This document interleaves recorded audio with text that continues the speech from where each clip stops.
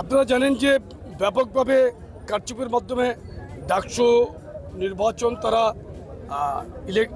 Election engineering করে তারা জয়লাভ করেছে, কিন্তু সাধারণ প্রত্যেকটি প্যানেল কিন্তু এটার বিরুদ্ধে অবস্থান নিয়েছে। সেটা আপনার এনসিপির যে প্যানেল সেটা বলেন, আপনার স্বতন্ত্র প্যানেল বলেন, উমামা ফাতেমা দাঁড়িয়েছে যে প্যানেল থেকে সেটা বলেন, প্রত্যেকেই এটাকে তীব্র ঘৃণাভরে প্রত্যাখ্যান করেছে নির্বাচনকে।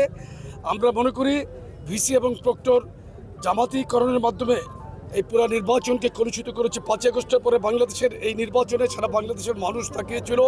আমি মনে করি একটি কলঙ্কিত অধ্যায় রচনা করেছে। গতকালকে জাকসুতো তারা একই কাজ করার চেষ্টা করেছে, ছাত্রদল নির্বাচন বর্জন করেছে। আপনি দেখেছেন দুটো নির্বাচনের মধ্যেই আমরা কিন্তু কোনো রকম বিশৃঙ্খলার মধ্যে যাই নাই ছাত্রদল। ঢালাইয়ের সেরা প্রিমিয়ার সিমেন্ট।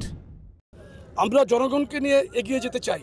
জাতীয় নির্বাচনে আমরা মনে করি জনগণের স্বতঃস্ফূর্ত অংশগ্রহণ এবং আমাদের নেতাকর্মীরা আমরা সঠিকভাবে রাজপথ থেকে ভোটকেন্দ্র পাহারা দিয়ে ঠিকমতো নির্বাচনকে আমরা মনিটরিং করতে পারলে ইনশাল্লাহ আমরা মনে করি না বাংলাদেশের জনগণের বিপক্ষে কোনো ইলেকশন ইঞ্জিনিয়ারিং করে তারা পার পাবে। তবে তারা চেষ্টা করবে। তারা এই দুটো নির্বাচনে প্রমাণিত হয়েছে ইলেকশন ইঞ্জিনিয়ারিংয়ে শেখ হাসিনাকে তারা পরাজিত করেছে। ইঞ্জিনিয়ারিংয়ের ক্ষেত্রে ইলেকশন ইঞ্জিনিয়ারিংয়ে তারা চমৎকারভাবে অপচেষ্টা করে তারা আপাতত সফলকাম হয়েছে। কিন্তু আমি মনে করি ছাত্র সমাজ, ঢাকা বিশ্ববিদ্যালয়ে একসময় ছাত্র সমাজ তারা একতাবদ্ধ হয়ে এই সাম্প্রদায়িক মঞ্চের বিরুদ্ধে তারা ইনশাল্লাহ মাঠে থাকবে।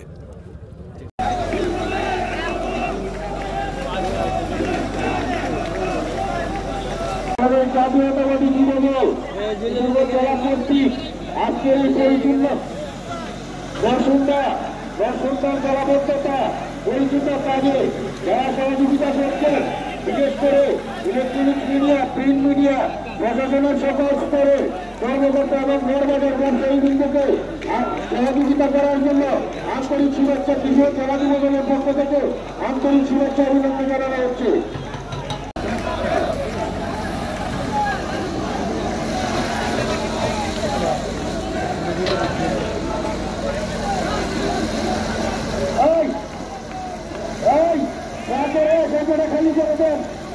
ব্যক্তিগত কোনো স্লোগান হবে না। আব্দুল মোনায়েম মুন্না কেন্দ্রীয় যুবদলের সভাপতির নির্দেশ, ব্যক্তিগত কোনো স্লোগান হবে না।